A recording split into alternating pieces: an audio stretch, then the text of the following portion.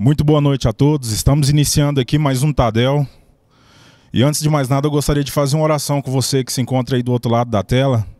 Deus, eu quero te louvar por esse momento. Quero agradecer ao Senhor por mais essa oportunidade. Quero pedir para que o Teu Espírito Santo possa soprar, Senhor, em nossos corações, que o Teu Espírito Santo possa entrar em cada lar nesse momento, quebrando todo o jugo, desfazendo, ó Deus, todo o grilhão, que o poder do Senhor possa invadir cada lar nesse momento, cada casa, ó Deus, e trazendo revelação da vontade plena do Senhor para cada vida, para cada sacerdote, para cada responsável dos seus lares. Deus, que a bênção do Senhor possa cobrir cada casa nessa hora. É o que eu te peço em nome de Jesus. Então, vamos iniciar aqui então o nosso estudo. E o tema da mensagem de hoje é Em Busca do Ramo Novo de Oliveira. E o nosso texto, para a gente poder dar introdução aqui na nossa mensagem, se encontra lá no livro de Hebreus, capítulo 11, no versículo 7. A palavra de Deus diz assim: pela fé, Noé, divinamente instruído acerca de acontecimentos que ainda não se viam, e sendo temente a Deus, aparelhou uma arca para a salvação da sua casa, pela qual condenou o mundo e se tornou herdeiro da justiça que vem da fé. Antes de mais nada, eu gostaria de dizer algo para você, que nesse momento no qual a gente vem enfrentando, nesse momento pelo qual a gente vem passando, o que mais tem se exigido do ser humano, isso em qualquer parte do mundo, é que ele exerça a sua fé.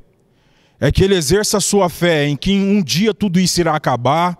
É que ele exerça a sua fé em que as coisas irão melhorar, mesmo que paulatinamente, mesmo que progressivamente. A esperança, a fé de cada ser humano nesse exato momento é de que as coisas irão mudar. É de que tudo isso que a gente está passando, é de que tudo isso que a gente está vivendo vai acabar tão logo. Algo que já tem se arrastado por alguns meses, mas enfim, o desejo de todo ser humano na face da terra hoje é de que tudo melhore. E eles têm exercido fé nisso, eles têm depositado a fé, o coração e a esperança deles nisso. E o que o texto nos diz aqui é que pela fé, justamente pela fé, Noé, divinamente instruído acerca de acontecimentos que não se viam, e sendo temente a Deus, aparelhou uma arca para a salvação da sua casa. É interessante que muitas pessoas depositam fé em lugares errados, depositam fé no governo, depositam fé no sistema político, depositam fé em várias e diversas coisas, e muitas vezes é frustrada, tem a fé frustrada. E o que a Bíblia nos diz aqui é que pela fé, Abraão, divinamente instruído acerca de acontecimentos que não se viam e sendo temente a Deus. A primeira chave que eu gostaria de liberar aqui nessa noite, que na verdade não é nem chave, é só uma receita básica para que a gente possa depositar a fé no lugar certo, é que a gente possa temer a Deus.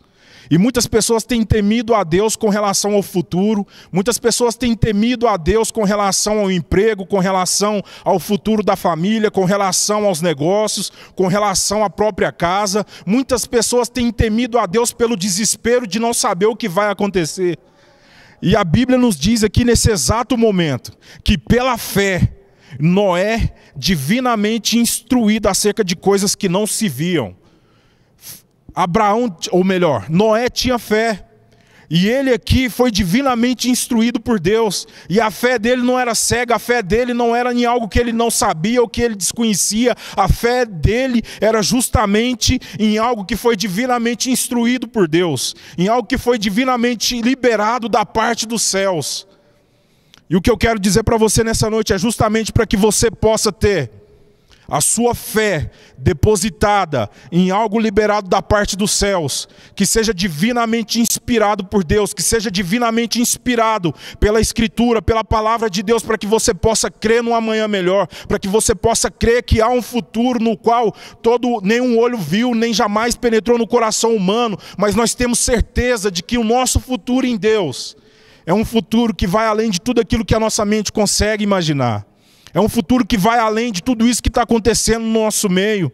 A gente vê que pessoas, muitas vezes, que andavam com a autoestima elevada, andavam com prepotência ou com soberba, com o coração cheio de segurança, essas mesmas pessoas hoje discursam em redes sociais, discursam nas suas plataformas aí digitais, com o coração desesperançado, com os olhos meio trêmulos, desconfiado de que o futuro não vai garantir muita coisa boa, de que a economia não vai voltar a ser o que era, de que o país não vai voltar a se reestruturar ou caminhar no trilho no qual vinha caminhando nessa gestão nova do nosso presidente.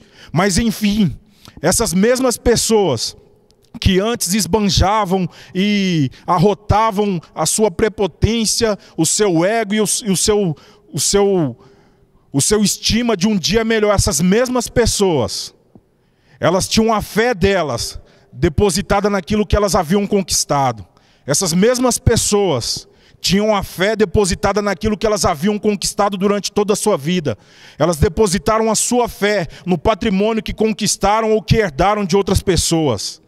E o que a Bíblia nos diz aqui no versículo 7 do capítulo 11 de Hebreus, é que Noé, divinamente inspirado por Deus, ele confiou no amanhã melhor. Ele confiou que poderia acontecer coisas grandes nos dias futuros. E o que eu gostaria de deixar para você nessa noite é justamente a história de Noé. E para isso a gente vai abrir lá em Gênesis capítulo 7. E lá em Gênesis capítulo 7, no versículo 1, diz assim: Disse o Senhor a Noé: Entra na arca, tu e toda a tua casa, porque reconheço que tens sido justo diante de mim, no meio desta geração. A primeira chave que eu gostaria de liberar aqui, para o seu lar, para a sua casa, para que você possa prosperar nos seus caminhos daqui para frente, é que Deus possa olhar para você e ver em você uma pessoa justa, uma pessoa que não se alegra com a injustiça, uma pessoa que não se alegra e não se contenta em ver as pessoas sendo passadas para trás, ou as pessoas cometendo erros, cometendo vacilos, cometendo absurdos no qual você tem compactuado, você tem participado e tem feito pouco caso. Não, você precisa ser uma pessoa diferente. Deus precisa olhar para você e ver em você um coração justo, um coração íntegro, um coração reto, para que Ele possa olhar para o seu lar e guardar toda a sua casa, assim como foi com Noé. E a primeira chave que eu gostaria de liberar aqui é que nesse momento em que Deus libera essa palavra para Abraão, ou melhor, Noé, desculpa, Ele está dizendo justamente que a arca nos fala de um lugar seguro, planejado e pleno de conhecimento. E isso está lá no versículo 6, no capítulo 6, no versículo 14, que diz assim: Faze uma arca de tábuas de cipreste, nela farás comprimentos e a calafetarás com betume por dentro e por fora. Se tem um lugar que a gente conhece bem, eu, você, nós todos conhecemos bem, é justamente aquilo que nós colocamos a mão na massa para fazer. É justamente aquilo no qual nós dispomos o nosso tempo para fazer. É justamente aquilo que nós colocamos o nosso coração, o nosso intento, o nosso pensamento. E a gente faz com que aquilo aconteça. E esse lugar é representado para mim e para você como o nosso lar, como a nossa casa. Nessa passagem aqui, no qual a gente está compartilhando nessa noite, a arca ela simboliza várias coisas. Uma delas é o arrebatamento da igreja.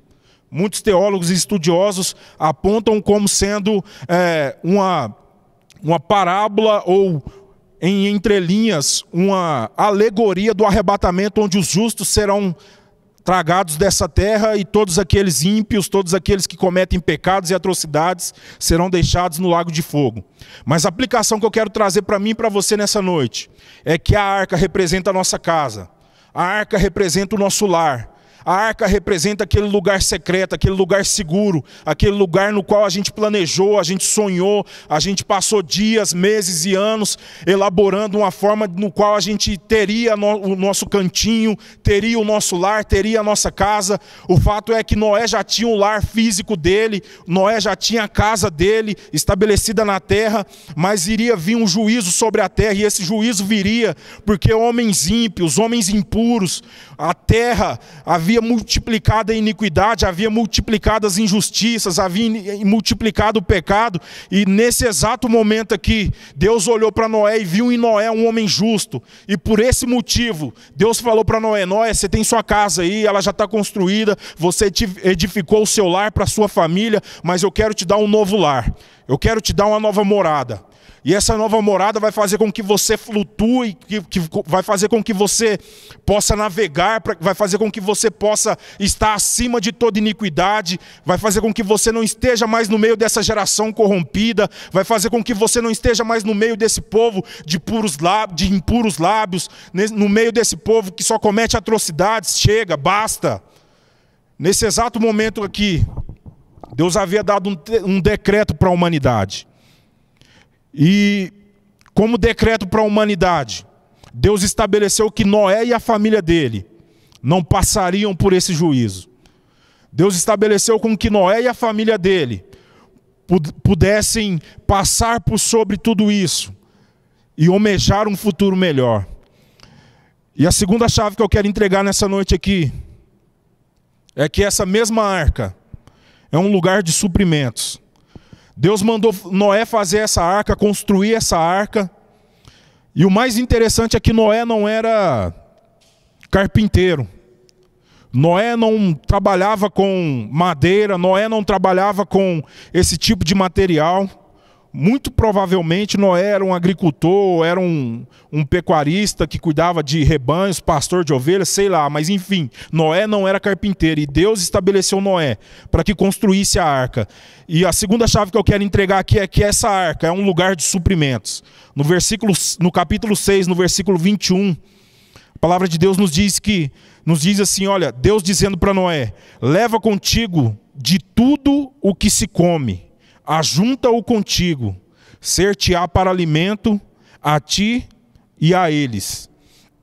Nesses momentos nos quais a gente está passando agora, não é incomum ouvir relatos de pessoas que estão passando por dificuldades, não é difícil ouvir histórias de pessoas que estão perdendo empregos, não é difícil a gente ouvir histórias no qual pessoas, famílias, crianças, pais, filhos, esposa estão passando por dificuldades. E justamente nesse momento, eu quero liberar uma palavra sobre a sua vida, de que a partir de hoje nada irá faltar na sua casa. A partir de hoje Deus vai suprir todas as suas necessidades, porque Deus, ele é poderoso e rico para fazer superabundar em tudo, na sua casa, no meio da sua família, no seu lar. Eu declaro que haja prosperidade, portas se abrindo, que pessoas possam entregar cestas de alimento, que pessoas possam entregar cestas de verduras, que você possa ser abençoado por Deus nesse momento, para que a glória de Deus possa se manifestar através dessa atitude, e você possa reconhecer que há um Deus nos céus que cuida dos seus. A Arca da Aliança era um lugar de suprimentos, não faltava nada. Tudo que Noé e a família dele precisava para passar por essa quarentena, por esses 40 dias de dilúvio, de chuva, por esses 40 dias de céus fechados, ou melhor, de céus abertos e caindo chuva. Tudo que era necessário para que eles pudessem passar esses 40 dias, Deus havia suprido. Deus havia feito com que eles pudessem guardar e reter aquilo que era necessário para esses 40 dias. E abrindo um parênteses aqui, contando uma segunda parte do testemunho que eu contei da última vez que eu estive pregando aqui. Antes da gente poder receber essa causa na justiça, na qual eu havia dito que a gente recebeu, a minha esposa falou para mim: não, vamos fazer esse auxílio emergencial aí, porque até agora não saiu essa causa na justiça, a gente não ganhou, não deu causa ganha ainda. Estava quase nos finalmente, mas a gente ainda não tinha recebido nada. E ela falou, não, vai, faz aí o auxílio, tá todo mundo fazendo. Ela estava fazendo para minha sogra, para meu primo, para todo mundo que tinha necessidade lá, que estava passando por necessidade também, estava querendo fazer. E ela falou, não, me dá seus documentos que eu vou fazer. E ela fez esse auxílio emergencial. Assim que ela fez esse auxílio emergencial para mim, a primeira atitude que veio no meu coração, eu estou precisando, mas não estou precisando tanto assim no qual eu pensava. Então, por esse motivo, no primeiro dia que cair esse auxílio emergencial, eu vou ofertar esse auxílio emergencial para a igreja. E a igreja vai fazer dele o que bem entender. E todo mundo sabe, não é novidade, no Brasil inteiro, todo mundo está recebendo R$600 do auxílio emergencial. Não é propaganda política aqui, tá? Daí, foi se arrastando os dias, o auxílio emergencial não saiu, e pouco depois que saiu essa primeira parcela, essa primeira remessa do pessoal que começou a receber, saiu a causa na justiça. E como eu havia feito uma aliança com Deus de poder ofertar, de poder entregar a primeira parcela do auxílio emergencial, eu falei, não, foi muito mais do que aquilo que eu esperava. Foi muito mais, muito, muito, muito mais do que um auxílio emergencial. Então, por esse motivo, acabou que no fim, Deus me concedeu a oportunidade de estar ofertando 2 vezes mais o valor do auxílio emergencial, no qual havia estabelecido com Deus essa aliança. Então, assim, esse é um tempo de fazermos aliança com Deus. Esse é um tempo de exercermos a nossa fé, não como barganha, não esperando algo em troca, não esperando que Deus retribua dos céus. Não, não, não. Esse é o momento de fazermos uma aliança com Deus para que nós podemos desfrutar do melhor de Deus nessa terra. A crise está aí para todo mundo, tanto para justo quanto para injusto. E a própria palavra de Deus diz que Deus faz derramar chuva sobre o justo e o injusto. Mas lá em Malaquias, a própria Bíblia também diz para que possamos fazer, melhor dizendo, prova do Senhor. Então, se você estabeleceu uma aliança com Deus nesse momento, de que você vai ofertar, de que você vai trazer, ou de que você vai poder ajudar alguém, ou ofertar na vida de alguém, tenha certeza que Deus vai cumprir com a parte dele. Tenha certeza de que Deus vai responder dos céus. Porque é da vontade de Deus que os seus filhos sejam abençoados, seja em tempo de crise ou fora dela. A próxima chave que eu quero entregar aqui nessa noite para todos é que na Arca da Aliança, ou melhor, na Arca de Noé, havia trabalho na arca. Havia trabalho na arca. E o texto que nos diz isso é lá em Gênesis capítulo 7, versículo 5. A palavra diz, e tudo fez Noé segundo o Senhor lhe ordenara. O que isso traz para mim e para você que está me escutando nesse momento? É que a gente não pode ficar ocioso. Muitas pessoas estão dizendo aí, não, mas aproveita que você está em casa e fica com tempo, você está com tempo ocioso e vai dormir, vai assistir Netflix, vai fazer sei lá o que. Realmente faça isso, mas otimize o seu tempo. Tenha foco, tenha disciplina nesse tempo. Tenha objetivo claro na sua mente de que você vai sair dessa quarentena, desse tempo de isolamento, com algo a mais. Que você vai trazer uma cultura nova ao seu coração, ao seu entendimento. Que você vai crescer como pessoa. Que você vai ter o seu caráter transformado. Que você vai ter a sua vida transformada. E mais que isso, você vai ajudar os seus familiares a terem a vida transformada. Você vai ajudar as pessoas que convivem com você a terem a vida transformada. A partir do seu testemunho, a partir da sua disposição em se prontificar a mudar de vida, a mudar alguns hábitos que precisam ser mudados, a mudar algumas rotinas que precisam ser mudadas. O interessante é que nessa quarentena, muitas pessoas, ao invés de adquirirem novos bons hábitos, elas multiplicam hábitos ruins. Elas passam a acordar mais tarde, elas passam a não escovar mais os dentes, elas passam a não arrumar mais o cabelo, elas passam a não fazer mais a barba, elas passam a não mudar a roupa, troca de roupa de 4 em 4 dias, troca de roupa de 3 em 3 dias. Algumas nem tomam banho, ou se tomam banho, tomam aquele banho só rapidão e tchau, obrigado. Então assim, multiplica bons hábitos nesses dias.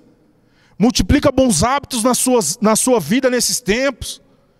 Vai ler aquela quantidade de livro que você sempre colocou como meta. Vai assistir bons filmes, filmes que edificam, filmes que te colocam para cima, que colocam a sua autoestima para cima. Para de ouvir baboseira, pelo amor de Deus. Sai um pouco do Facebook, galera. Sai um pouco do Instagram. Ou se tiver no Facebook ou no Instagram, vai assistir boas pregações. Você sempre colocou na sua cabeça que queria ouvir uma pregação para mudança de caráter. Lá tem pregação para mudança de caráter hoje em dia. Você sempre quis escutar uma palavra ou uma mensagem, uma ministração que desvendasse o Apocalipse. Está tendo séries e mais séries no YouTube e Instagram sobre isso. Você sempre quis estudar um determinado livro da Bíblia. Hoje em dia tem pastores pregando sobre isso o dia inteiro. Então, ao invés de você ficar vendo porcarias, ao invés de você ficar assistindo coisas que não vão edificar a sua vida, trabalhe por algo que vai fazer com que você saia dessa quarentena como uma pessoa melhor. Trabalhe por algo que vai fazer com que você saia dessa quarentena com valores no qual você não tinha antes. Ou se tinha, não percebia. Passa também a dar valor ou a observar esses valores bons no qual você carrega. E trabalhe eles. Melhore eles, aprimore eles, lapida eles, permita com que o Espírito Santo de Deus faça melhorias na sua vida nesses dias. Essa é a oportunidade ideal para que isso aconteça. Esse é o momento ideal para que isso aconteça.